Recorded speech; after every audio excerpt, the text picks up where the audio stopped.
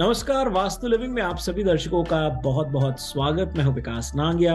दर्शकों, एक नया एपिसोड और नया विषय लिए हम हाजिर हैं हमारी वास्तु और फंग शुई कंसल्टेंट पल्लवी छिल्लावाड़ा जी के साथ। आइए कार्यक्रम की शुरुआत में सबसे पहले उनका स्वागत करते हैं। पल्लवी जी, वास्तु लिविंग में आपका बहुत बहुत स्वागत। शुक्रिया। दर्शकों, अब से कुछ ही सप्ताह के बाद हम राजी खुशी 2023 को अलविदा कह देंगे और 2024 का जोशो खरोश के साथ स्वागत करेंगे। इस बीच कुछ लोग तो रेजोल्यूशंस बना रहे हैं, कुछ लोग ये सोच रहे हैं कि हम नए रोजगार की तलाश करेंगे। हो सकता है कि कुछ सोच रहे हो कि हम नया बिजनेस शुरू करेंगे। यदि आप बिजनेस का सोच रहे हैं तो हमारा आज का ये एपिसोड आपके लिए है। आज हम अपनी वास्तु और फंग शुई कंसल्टेंट पल्लवी जी के साथ बिजनेस सिलेक्शन एंड वास्तु विषय पर बातचीत करेंगे। पल्लवी जी, हमारे आज के विषय के बारे में क्या कहेंगे?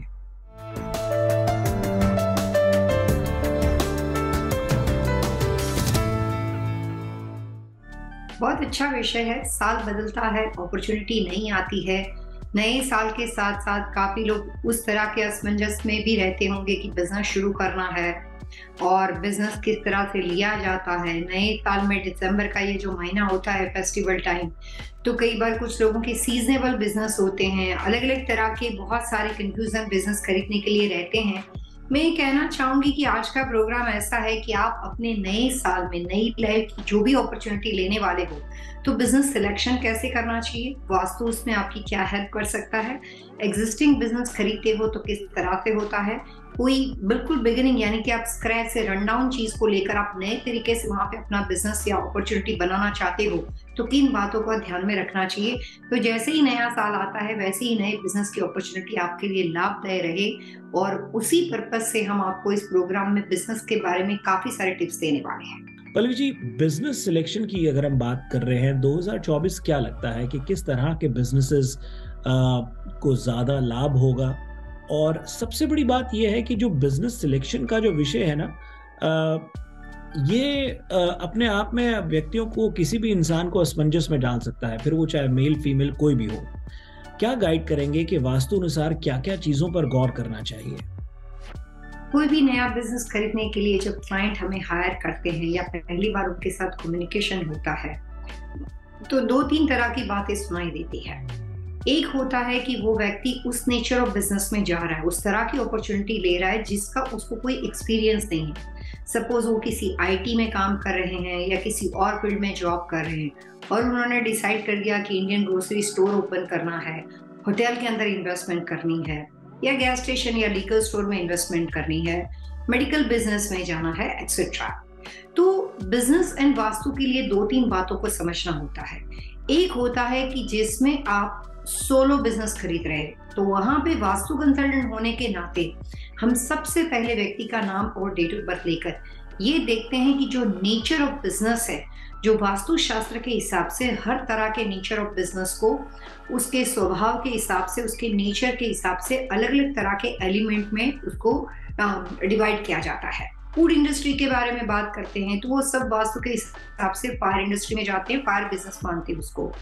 होटल के अंदर रियल एस्टेट बिजनेस हो गया, होटल मॉडल हो गई, रियल एस्टेट में कोई डेवलपमेंट हो गया, प्रॉपर्टी को खरीदना, बेचना, सेल करना, उस तरह के रियल एस्टेट या रियल्टर या डेवलपमेंट रिलेटेड बिजनेस हो गए। तो वो सारे जो है वो अर्थ एलिमेंट के साथ उसको माना जाता है वास्तु शास्त्र में। ठीक उसी तरीके से जैसे आपने कोई shipping and like handling, cruise business हो गया, फिर आपके पास टूर एंड ट्रैवल बिजनेस हो गया, पानी से रिलेटेड कोई भी बिजनेस, जैसे इंपोर्ट एक्सपोर्ट का बिजनेस होता है, कहीं से आप लेकर आ रहे हो, किसी कंट्री में बेच रहे हो, तो ये तमाम तरह के बिजनेस जो होते हैं वो वाटर इंडस्ट्री के साथ माने जाते हैं। इवन जो हम वाटर प्यूरिफायर प्लांट होते हैं, बहुत सारे ऐसे बिजनेसेस है जिसको हम वाटर एलिमेंट के साथ कंसीडर करते हैं। ठीक उसी तरीके से मेटल इंडस्ट्री में मेटल कास्टिंग, अलग अलग तरह के मेटल के बहुत सारे अलग अलग तरह के व्हीकल वगैरह ट्रांसपोर्टेशन, सेल करना, गाड़ियां बेचना, कोई भी तरह के मेटल से रिलेटेड फाउंड्री या इस तरह के जो बिजनेस होते हैं वो सब मेटल इंडस्ट्री में जाते हैं। तो nature of business, nature of work के हिसाब से सबसे पहले उसको अलग अलग तरह के एलिमेंट में डिवाइड किया जाता है। फिर ये देखा जाता है कि जो व्यक्ति उस बिजनेस को करने वाला है, जो सोलो बिजनेस हो, जो खुद चलाने वाला है, वो बिजनेस उस व्यक्ति को सूट करेगा कि नहीं। जैसे आपने काफी लोगों के मुंह से सुना है कि भैया हम मेटल इंडस्ट्री में काम करते थे, हमारा सब कुछ खत्म हो गया। कुछ लोग बोलते हैं मैंने जिस दिन से ज्वेलरी का बिजनेस किया इसमें मेरी तकदीर खुल गई और मैं अलग अलग जगह पे पैसे इन्वेस्ट करता था, बट ज्वेलरी बिजनेस मुझे रास आ गया। Jewellery business also metal business, क्योंकि वहां पे भी बात गोल्ड, सिल्वर, जो भी अलग अलग तरह के आर्टिफिशियल मेटल हो, क्रिस्टल हो, ज्वेलरी हो, या मतलब डायमंड ज्वेलरी हो, तो अलग अलग तरह के बिजनेस में जाता है। लैब डायमंड कह लो, जो भी कह लो। तो नेचर ऑफ वर्क के हिसाब से ये देखा जाता है कि उस व्यक्ति को सूट करेगा कि नहीं। उसके बाद ये देखा जाता है कि वो व्यक्ति जहाँ पे बिजनेस खरीद रहा है वो एग्जिस्टिंग बिजनेस खरीद रहा है। तो अगर एग्जिस्टिंग बिजनेस है तो उससे पुराना आदमी जो यहाँ पे काम करता था, जो बिजनेस को सेल कर रहा है, उसको वो दिशा सूट करती थी। लेकिन हमारे क्लाइंट को या जो नया बिजनेस खरीदने वाला व्यक्ति है उसको ये बिजनेस की दिशा सूट करेगी कि नहीं। तो पहले व्यक्ति दर व्यक्ति इंडिविजुअली ये देखा जाएगा कि नेचर ऑफ बिजनेस आपके लिए सूटेबल है कि नहीं। सेकंड, वास्तु के स्टेप ये होते हैं कि जिस दिशा में आप प्रॉपर्टी को लीज कर रहे हो, खरीद रहे हो, वो बिजनेस आपके लिए सूटेबल है कि नहीं। वो दोनों चीजें मिल जाती है।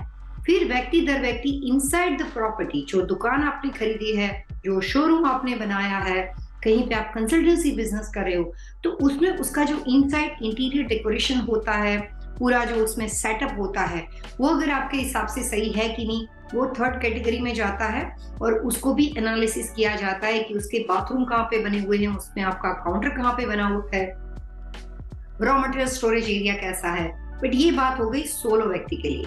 लेकिन कई बार हम पार्टनरशिप में बिजनेस लेते हैं, तो पार्टनरशिप का बिजनेस हस्बैंड वाइफ के रिलेशनशिप जैसा होता हो, लाइफ पार्टनर हो या बिजनेस पार्टनर हो, दो व्यक्ति जो साथ में काम करेगी या दो से ज्यादा लोग हो, अगर वो साथ में काम करते हैं तो वो तमाम लोगों को, जो भी हमारे पार्टनर्स हैं, वो तमाम लोगों को नेचर ऑफ बिजनेस सूटेबल होगा, तब जाके सबको फायदा इक्वल बेस पे होगा। अभी मैं आपको कुछ दिनों पहले का एक एक्सपीरियंस शेयर करना चाहूंगी। मेरे क्लाइंट न्यू जर्सी बेस है, उन्होंने मेरे को एक फूड इंडस्ट्री में जो बहुत बड़ी फ्रेंचाइजी काफी वेल नोन है, उसके बारे में उसका नाम भेजा और बोला कि यहाँ पे ये व्यक्ति के साथ हम बिजनेस करना चाहते हैं। तो मैंने उनको सीधा सवाल पूछा कि वो व्यक्ति आपके साथ ऑन पेपर रहेगा।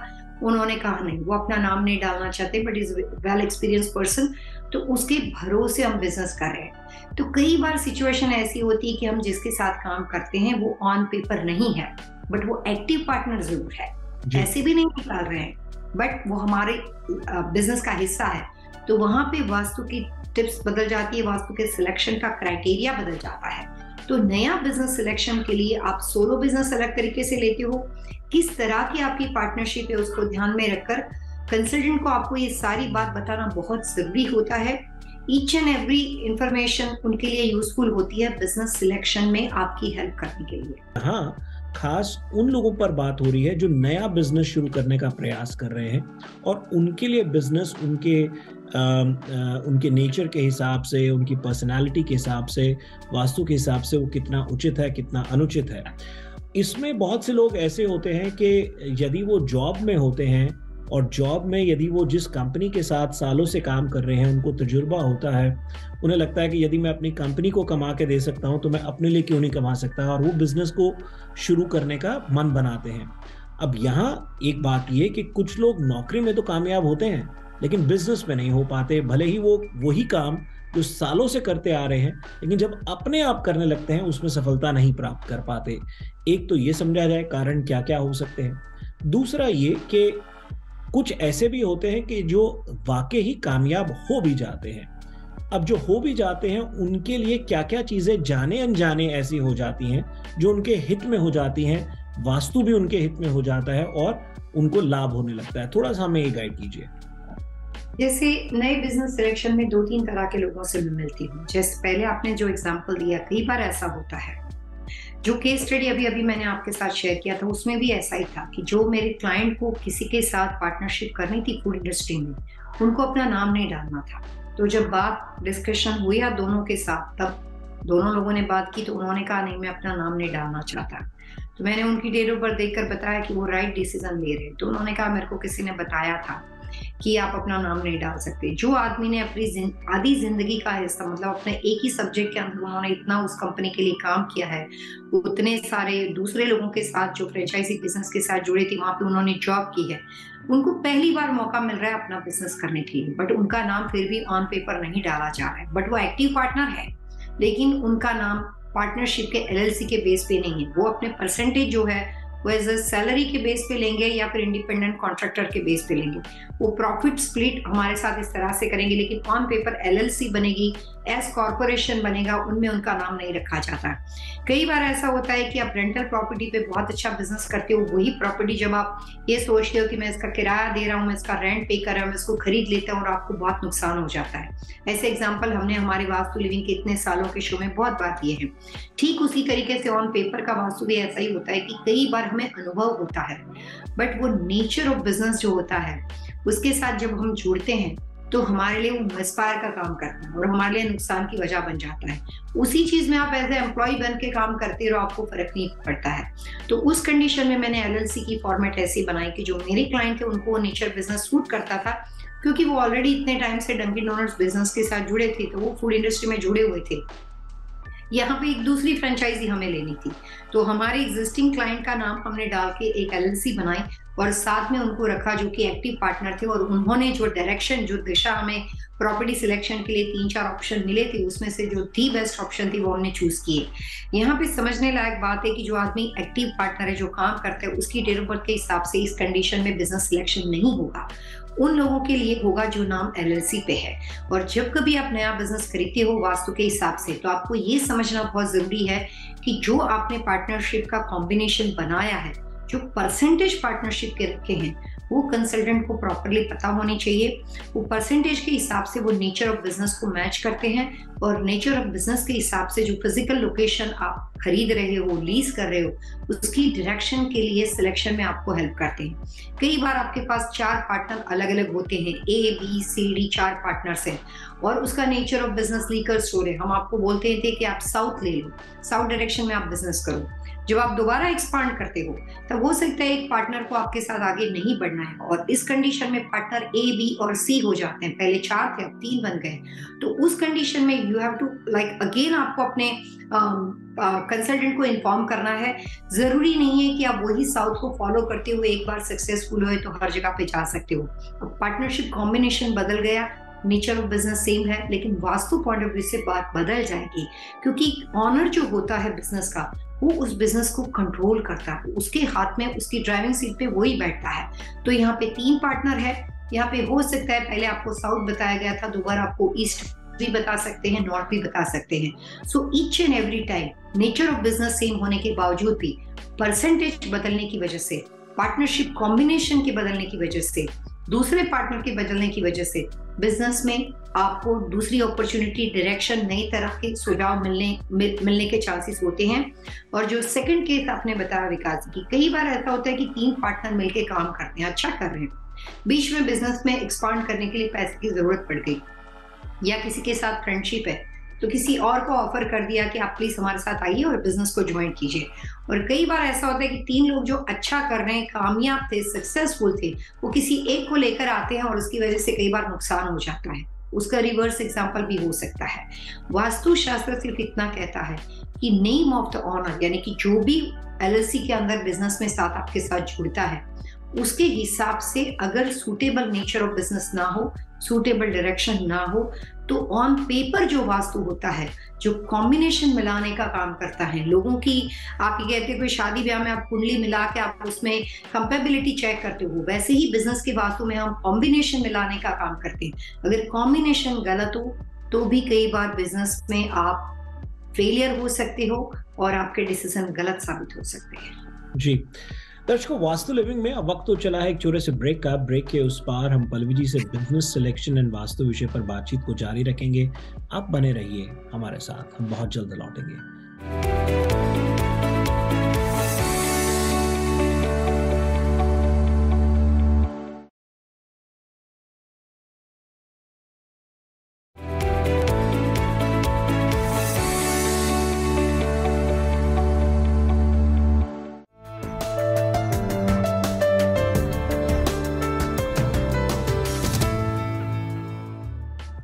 ब्रेक से पहले आपने भरपूर बहुत अच्छी जानकारी दी, और उसी वक्त मेरे जहन में कुछ सवाल जो आ रहे थे। एक ये कि पल्लवी जी देखिए, 2 तरह के बिजनेस फॉर्मेट आजकल देखने को मिलते हैं। एक तो क्योंकि हम डिजिटल एरा में रह रहे हैं, हम सबकी स्मार्ट लाइफ है, तो बहुत सारे बिजनेसेस ऐसे हैं जो ऑनलाइन बिजनेसेस हैं। अब उसमें वास्तु किस तरह से कार्यरत है, एक तो ये समझा जाए, और फिर जो फिजिकल लोकेशंस हैं, यानी कि ब्रिक एंड मोटर जो लोकेशंस हैं, यानी कि जो फैक्ट्रीज हैं, शोरूम्स हैं, ऑफिसेज हैं, उनकी दिशा और उनका इंटीरियर वास्तु सही मायने में वहां पर किस तरह से इंटैक्ट होना चाहिए बिजनेस सिलेक्शन के लिए, थोड़ा ये भी हमें गाइड कीजिए। जैसे सबसे पहले आप नया बिजनेस लेते हो तो वास्तु कंसल्टेंट होने के नाते हम ये देखते हैं कि नेचर ऑफ बिजनेस आपके लिए क्या सूटेबल है। वो सिलेक्शन हो जाने के बाद पार्टनरशिप कॉम्बिनेशन देखा जाता है कि हस्बैंड वाइफ कर रहे हैं, कजिन के साथ करे हो, दोस्त के साथ करे हो, जो भी पार्टनरशिप कॉम्बिनेशन, ये दो चीज करने के बाद आपका ऑन पेपर जो वास्तु होता है वो यहाँ पे फिक्स हो जाता है। उसके बाद वो वापस एक बार शुरू होगा जब आपकी इंडिविजुअल वेबसाइट बनानी हो, कंपनी लोगो बनानी हो, वो सब उसके अंदर आता है।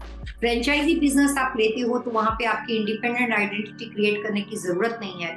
तो उस कंडीशन में हमें जो फ्रेंचाइजी जिस कंपनी के साथ काम कर रहा है उसका कॉम्बिनेशन देखना जाता है, किसके साथ हम पार्टनरशिप इस फ्रेंचाइजी बिजनेस को हम ले रहे हैं। जैसे होटल के बारे में बात करते हैं तो मैरियट है, लकीता है, कोई जैसे एजुकेशन क्लासेस वगैरह के लिए काम करते, कितनी सारी एकेडमी चल रहे हैं। तो उसमें से कोई भी जो भी फ्रेंचाइजी बिजनेस है, फूड इंडस्ट्री की फ्रेंचाइजी हो, एजुकेशन की हो, तो ये देखा जाता है कि इस कंपनी के साथ आपकी लेन देन कैसी रहेगी। उसके बाद आता है फिजिकल लोकेशन का सिलेक्शन।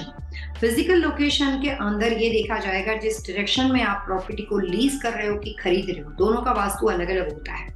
खरीद रहे हो तो उस कंडीशन में एक एलएलसी ऐसी बनाई जाती है जो आपके परिवार, आपके मेंबर्स या आपके जो भी लोगों को रियल एस्टेट सूट करता है उसके हिसाब से वो एलएलसी बनाई जाती है। और जो बिजनेस आप वहां पे करते हो उसके लिए एक सेपरेट एलएलसी बनाई जाती है, उसमें भी लोगों के सिलेक्शन के हिसाब से उनको चूज किया जाता है। फिजिकल लोकेशन का सिलेक्शन जो है वो 2-3 इंपॉर्टेंट बातों के बेस पे किया जाता है। प्लॉट का शेप कैसा है, जो जहां पे आप बिजनेस कर रहे हो उस बिजनेस में इससे पहले कितने ऑनर आ चुके हैं, और जो बिजनेस का सेटअप और जो फ्लोर प्लान है उसमें कितनी फ्लेक्सिबिलिटी है या जो है वैसा ही है, और वहां पे सारे रिस्ट्रिक्शन और लिमिटेशन है जिसमें कोई आप बदलाव नहीं कर सकते हो। काफी बार ऐसा होता है कि लॉट के अंदर हम बदलाव नहीं कर सकते हैं, जो जगह है वो हमारी लीज है वहां पे हम बदलाव नहीं कर सकते हैं। तो वहां पे हम जो इंटीरियर के अंदर कलर्स कॉम्बिनेशन होता है, पोजीशनिंग होती है, सेटअप होती है, उसके बेस पे उस प्रॉपर्टी का सिलेक्शन करते हैं। और ऑनलाइन बिजनेस अगर आप करते हो तो ऑनलाइन बिजनेस भी कहीं ना कहीं से ऑपरेट तो किया ही जाता है, तो वहां पे सिटिंग अरेंजमेंट के ऊपर फोकस किया जाता है। जैसे रियल एस्टेट बिजनेस है, वेबसाइट बिजनेस है, काफी सारे ऑनलाइन बिजनेस है, लोग अपने घर में बैठ के भी वर्क फ्रॉम होम से भी काफी सारे बिजनेस करते हैं।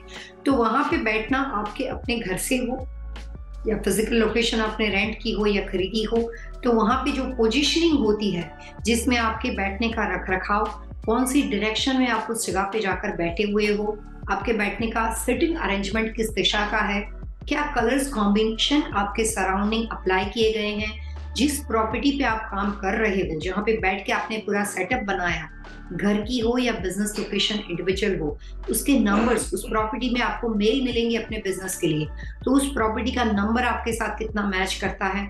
ऐसी तमाम इंपॉर्टेंट बातों को ध्यान में रखकर हम आपको बिजनेस सिलेक्शन में हेल्प करते हैं।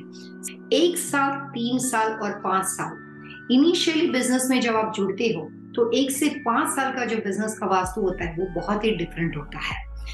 उसके बाद अगर 5 साल से 15 साल पुराना बिजनेस आप बाय करते हो, जैसे आपने एग्जिस्टिंग बिजनेस बाय किया लेकिन वो आदमी वहां पे 12 साल से काम करता है, तो 5 साल से पुराना बिजनेस अगर आप बाय करते हो तो वहां पे बिजनेस सिलेक्शन के वास्तु शास्त्र के जो क्राइटेरिया है वो कंप्लीटली डिफरेंट हो जाते हैं। तो ये दोनों बातों को ध्यान में रखकर on paper and on site location को भी समझा जाता है कि आप कितने पुराने बिजनेस को बाय कर रहे हो। दर्शकों, वास्तु लिविंग में अब वक्त तो चला है एक और छोटे से ब्रेक का। ब्रेक के उस पार हम पल्लवी जी से जानेंगे टिप ऑफ द वीक, और फिर आज के विषय पर बातचीत जारी रहेगी। हम बहुत जल्द हाजिर होंगे।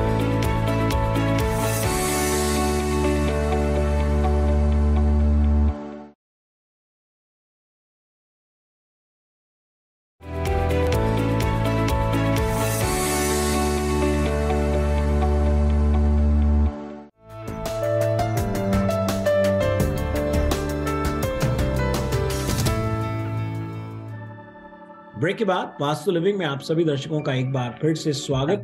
दर्शकों, कार्यक्रम का तीसरा सेगमेंट और प्रथा अनुसार आइए सबसे पहले जान लेते हैं पल्लवी जी से tip of the week.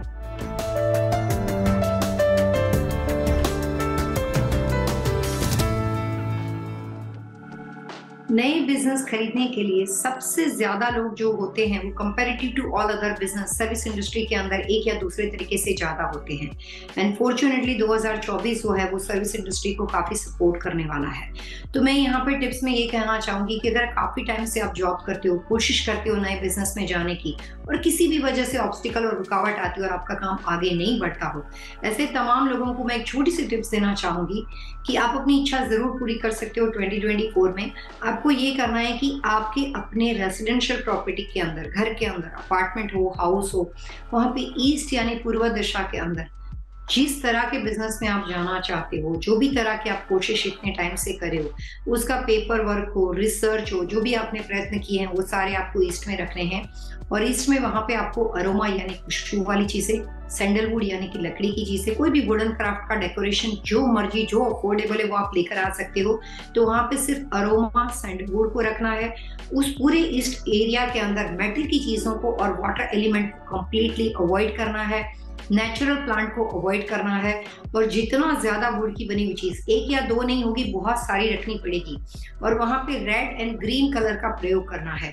Red green में आप वॉलपेपर ले सकते हो, आप वॉल पिक्चर पोस्टर ले सकते हो, वहां पे कोई बैठने का अरेंजमेंट हो तो वहां पे अलग अलग तरह के कुशन या जो भी तरीके से simple wall decor, fabric decor या फ्लोर डेकोर की इस हेल्प लेके आप कलर्स कॉम्बिनेशन को सिलेक्ट कर सकते हो।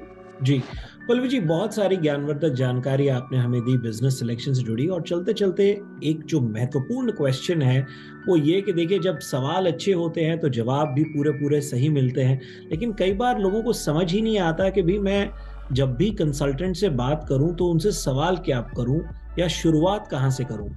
क्या गाइड करेंगे कि जब भी वास्तु कंसल्टेंट से बिजनेस सिलेक्शन विषय पर बातचीत की जाए तो उन्हें अप्रोच किस तरह से किया जाए, किस किस तरह के सवालों को रखा जाए जिसमें आपको सही जवाब मिले और सही कंसल्टेशन अच्छा रिजल्ट दिखा पाए। बहुत अच्छा क्वेश्चन है आपका। हमें 3 तरह से लोग अप्रोच करते हैं। कई बार ऐसा होता है कि सबसे पहले जब किसी ने बिजनेस के बारे में सोचा तब जाके सबसे पहला अप्रोच होता है, तो वहां पे हमारे लिए आसान हो जाता है। जो व्यक्ति उस बिजनेस में जाना चाहता है, हम सिर्फ उनकी नाम, डेट ऑफ बर्थ और उनके आसपास के लोग और नेचर ऑफ बिजनेस को समझ के अपनी सर्विस शुरू करते हैं। और जो जो अलग अलग चीजें, प्रॉपर्टी सिलेक्शन होती है, ऑन पेपर वास्तु होता है, नेम ऑफ द LLC होती है, जो भी उनके लिए कंपनी लोगो होता है, वो तमाम चीजें उसमें इन्वॉल्व होती है सर्विस के अंदर अंटिल फाइनल सिलेक्शन। और सिलेक्शन हो जाने के बाद उसमें जब वो बिजनेस की शुरुआत करेंगे उसके दौरान भी उनको कोई ऑब्स्टिकल ना हो और उनका बिजनेस वहां पे अच्छी तरीके से वहां पे स्टेबल हो जाए, तब तक कंसल्टेंट आपको सर्विस देते हैं।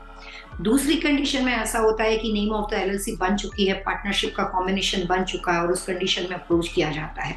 तो वहां पे ऑन पेपर सिलेक्शन जो भी बना हुआ है उसमें कोई कमियां रह गई हो तो रेक्टिफाई किया जाता है। पार्टनर को नहीं बदल सकते, ऑन पेपर LLC को भी नहीं बदल सकती, क्योंकि आपने बैंक लोन उठाई है तो वो लिमिटेशन को हम जानते हैं। तो वहां भी कुछ रेक्टिफिकेशन किए जाते हैं जिसमें कुछ लोग साइलेंट हो जाते हैं, कुछ लोग एक्टिव हो जाते हैं, या उसके कुछ उपाय होते हैं और उसमें कुछ लोगों को ऐड भी किया जाता है। अगर वो भी समस्या नहीं है तो हम फिर मैनेजमेंट कॉन्ट्रैक्ट से भी उसको इजीली मैनेज कर सकते हैं। लेकिन वहां पे भी पार्टनरशिप में अदला बदली नहीं होती है, सिंपल रेक्टिफिकेशन के तरीके होते हैं। और कई बार हम एकदम लास्ट स्टेज में जाते हैं जिसमें प्रॉपर्टी सिलेक्शन हो चुका है, पार्टनरशिप सिलेक्शन हो चुका है, नेचर ऑफ बिजनेस फिक्स हो गया है, और वहां पे जब अप्रोच किया जाता है तो जो बिल्डिंग हमारे पास है, हम उस बिल्डिंग को अकॉर्डिंग टू जो पार्टनरशिप कॉम्बिनेशन है उसमें अगर कोई कमियां रह गई है, नेचर ऑफ बिजनेस में कोई कमियां है, तो उसी बिजनेस लोकेशन के वास्तु के माध्यम से उसी रियल एस्टेट के अंदर, चाहे वो उनका खरीदा हुआ हो या लीज हो, उसको ध्यान में रखकर वहां पे कलर्स कॉम्बिनेशन और जो भी रेक्टिफिकेशन हमसे बन पड़ता है वो करके हम ऑन पेपर वास्तु की भी रेमेडी करते हैं और नेचर ऑफ बिजनेस को भी सक्सेसफुल बनाते हैं।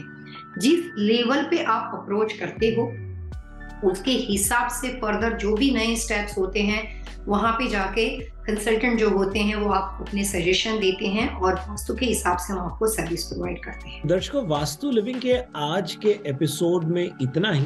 यदि आज के एपिसोड से संबंधित आपके मन में कोई सवाल हो, कोई सुझाव हो, आप चाहते हैं कि हम पल्लवी जी से अन्य किसी विषय पर बातचीत करें, तो आप हमें लिख सकते हैं vastu@tvasiausa.com पर। That's vastu@tvasiausa.com। और यदि आप पल्लवी जी से सीधा संपर्क करना चाहते हैं तो सरल आसान तरीका है pallavichellawada.com। पल्लवी जी, अगले अंक तक के लिए आइए दर्शकों से मिलकर के आज्ञा लेते हैं। Wish you all happy vastu living.